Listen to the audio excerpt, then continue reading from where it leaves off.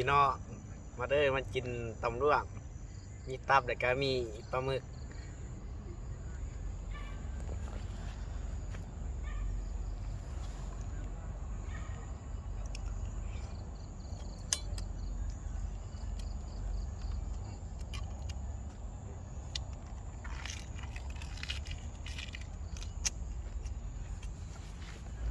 ตับพี่น้องตับพี่น้อง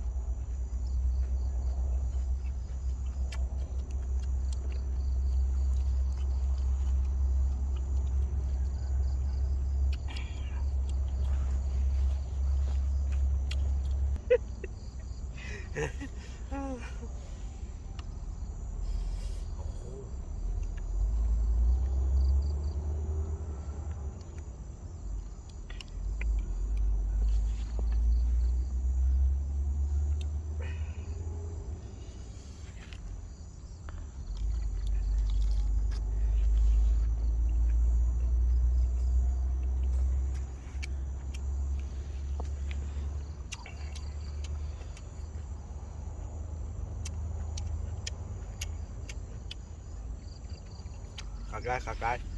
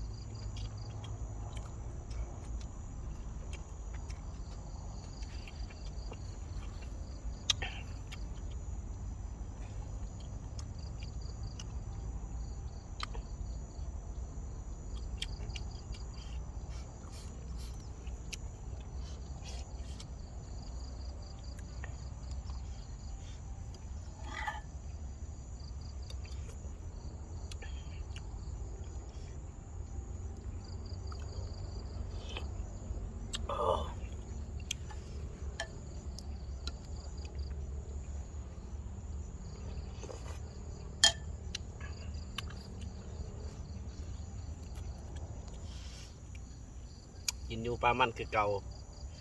เนาะ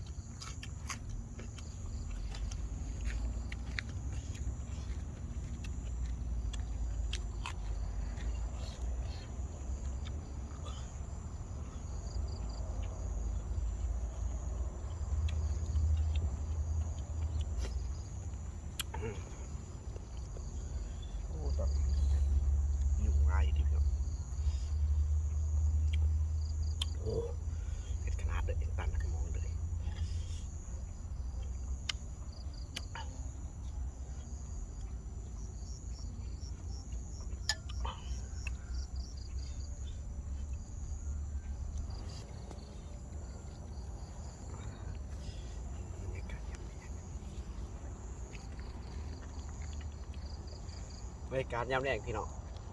โอ้สีแหละพี่น้องเลยบรรยากาศยามแรกกินเบิดสิเบิดบ่เบิดพี่น้องเนี่ยมันลายสุดหัวต่ำมันนะรถพญางเป็นพี่น้องยุ่งได้พี่น้องอย่างนี้โอ้อาหารก็แซ่บพี่น้องเสียบลายโอ้สุดยอดเลยยันบ่เบิดตัวเว้ยมันลายตำลายโพตัดเถาะนี่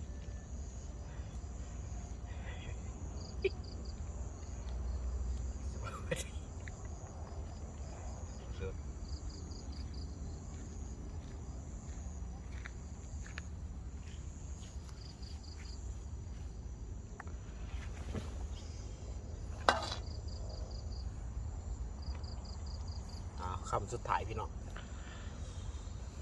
จะได้เนาะพี่น้องเนาะกินกับวุ้นปันได้แล้วเต็มตาดปันนี้เอา